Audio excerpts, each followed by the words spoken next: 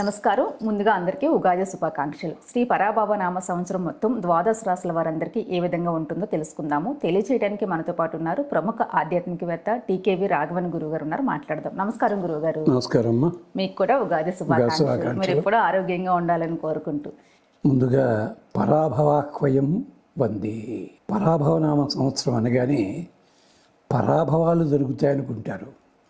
పరాభవం అంటే మన అర్థం అని కాదు. అది పరులు కల్పించే ప్రమాదాలు ఏమున్నాయో వాటిని తొలగిస్తుంది.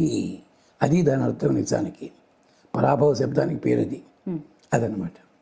అంచేత సంవత్సరం అంతా అలాగే గడవాలి అని ప్రార్థన చేసుకుంటూ రాశి ఫలాలు, నక్షత్ర ఫలాలు ఇవన్నీ దాదాపుగా అందరూ చెప్పేవన్నీ ఉన్నాయి.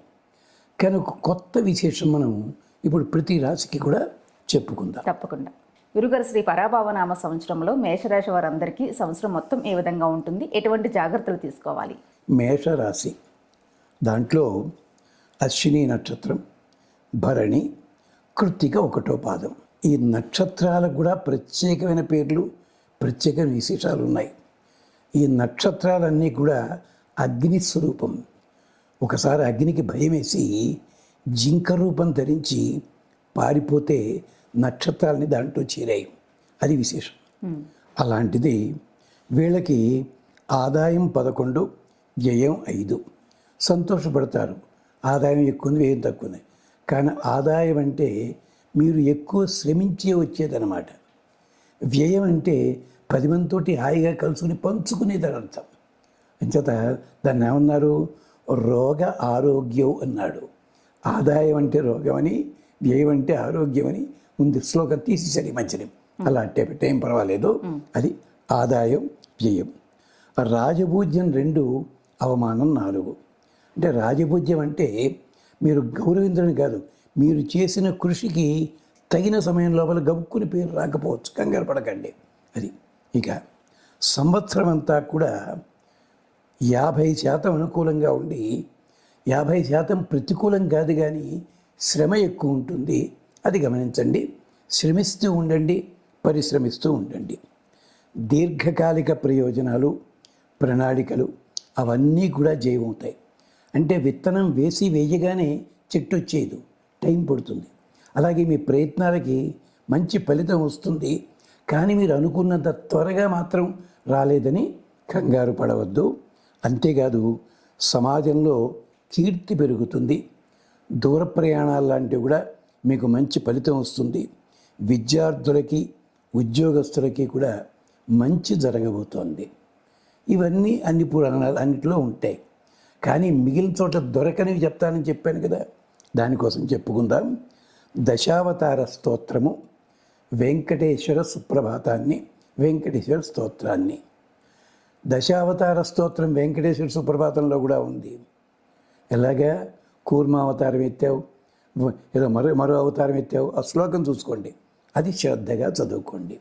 ఇప్పుడు ఈ అశ్విని, భరణి, కృత్తిక ఈ మూడిటికి సంబంధించి సూర్యుడికి సంబంధించిన మంత్రాలు కొన్ని ఉన్నాయి.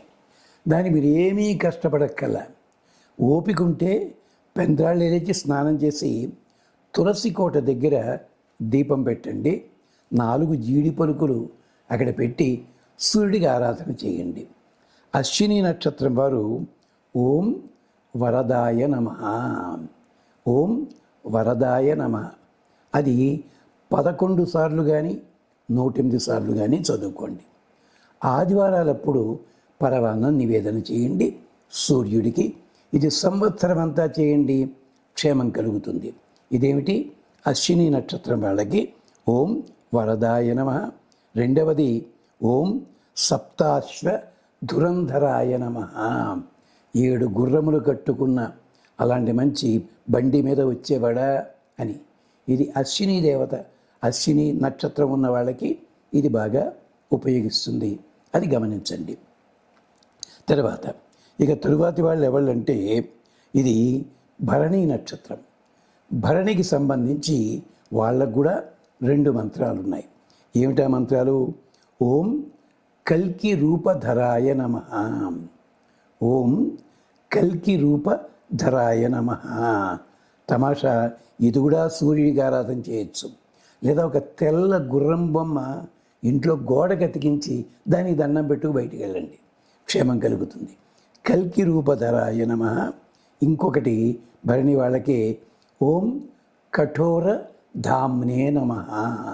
చాలా క్రూరమైన కాంతి కలిగిన వాడ రక్షిస్తావు నువ్వు. ఇది భరణి నక్షత్రం వాళ్ళకి ఈ 2 మంత్రాలు చదువుకోండి. సంవత్సరం అంతా కూడా అంటే మధ్యలో ఊళ్ళు వెళ్ళినా నియమాలు ఏం లేవు. హాయిగా ఒకడు ఇంట్లో ఉన్నట్టయితే స్నానం చేసి కూర్చొని చేసుకోవచ్చు, లేదా ప్రయాణం చేస్తూ కూడా చదువుకోవచ్చు. క్షేమమే ఇది. తర్వాత ఇక కృత్తికా నక్షత్రం వాళ్ళు 1వ పాదం, 2, 3, 4 పాదాల వాళ్ళు కూడా అదే చదువుకోవచ్చు.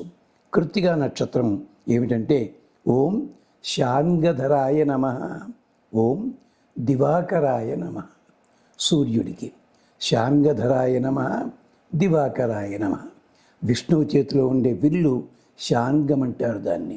అది ప్రత్యేకించి విశ్వకర్మ తయారు చేశాడు. అది శాంగధరాయ నమః. అలాగే ఓం దివాకరాయ నమః. ఈ 3 నక్షత్రాల వాళ్ళకి సంవత్సరం అంతా ఇచ్చేసుకోండి. అవమానాలు తొలగిపోతాయి, నష్టాలు తొలగిపోతాయి. సంవత్సరం గడిచిన తర్వాత భలే ఉందే, బాగానే ఉందే, ఇబ్బంది పడలేదే నేను అని ఆనందపడతారు వీరంతా కూడా. ఇది అంతేకాదు, అందరికీ చెప్తాను, వీళ్ళకు కూడా ఉంటుంది. పంచాంగానికి చక్కగా నమస్కారం చేసుకోండి. దేవుడి దగ్గర పంచాంగం పెట్టుకోండి, నమస్కారం చేసుకోండి. బయటికి వచ్చేటప్పుడు కుడి కాలు బయట పెట్టి బయటికి పెడుతుండండి, క్షేమం కలుగుతుంది.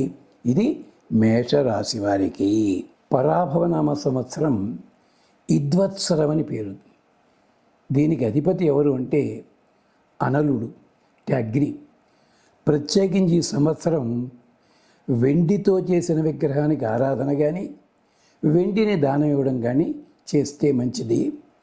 ఈ సంవత్సరానికి సంబంధించిన ఒక శ్లోకం ఉంది మన గ్రంథాల్లో, పూర్వ గ్రంథాల్లో ఉంది. ఆ శ్లోకాన్ని మిగిలిన పూజలు చేసినా చెయ్యకపోయినా కనీసం ఈ శ్లోకాన్ని రోజుకి 11 సార్లు చదవండి. ఏమిటది? పరాభవాహ్వయం వందే నర్యాప సముదర్జితం ఉత్తుంగ తురంగారూఢం పరసూజ్వల పాణినం. పరాభవం అనే పేరు కలిగిన ఈ సంవత్సరానికి నమస్కారం చేస్తున్నామయ్యా. ఎలాంటి వాడైనా నర్యాప సముదర్జితం. నర్యాపుడంటే అగ్నిదేవుడు. అందరికీ కూడా అన్ని కోరికలు తీర్చేవాడి ఆ అగ్నిదేవుడి పేరు పెట్టుకున్నాడు ఈయన. ఆయన అర్చిస్తున్నాడు ఈ సంవత్సరాన్ని. అంచాప నర్యాప సముదర్జితం. ఆయన ఎలా వస్తాడయ్యా? ఉత్తుంగ తురంగారూఢం. ఈ పెద్ద ఎత్తైన గుర్రం మీద. గుర్రానికి శక్తి చాలా గొప్పగా ఉంటుంది, దృష్టి ఉంటుంది. నిలబడ్డప్పుడు 3 కాళ్ళ మీద, నడిచేటప్పుడు 2 కాళ్ళు, పరిగెడితే 4 కాళ్ళు, ఇలాగ శక్తి ఉంటుంది. అలాంటి ఉత్తుంగ తురంగారూఢం. జ్ఞాపక శక్తి, గుర్తు, దర్శనం అన్నీ ఉంటాయి. అలాంటి ఎక్కినవాడు మహానుభావుడు. పరశుజ్వల పాణినం. చేతిలో ప్రకాశించే పరశువు ధరించి ఉంటాడు. ఈ ఇద్వత్సరానికి, ఈ పరాభవన సంవత్సరానికి రాజైనటువంటి అతనికి మేము నమస్కరిస్తున్నాం. ఈ ఒక్క శ్లోకమైనా రోజు లోపల 3 సార్లైనా చదువుకోండి. 11 అయితే మరీ మంచిది, 27 ఉత్తమం. ఇది సూర్యుడు ఎదురుకుండా చదివితే మరీ మంచిది. స్వస్తి.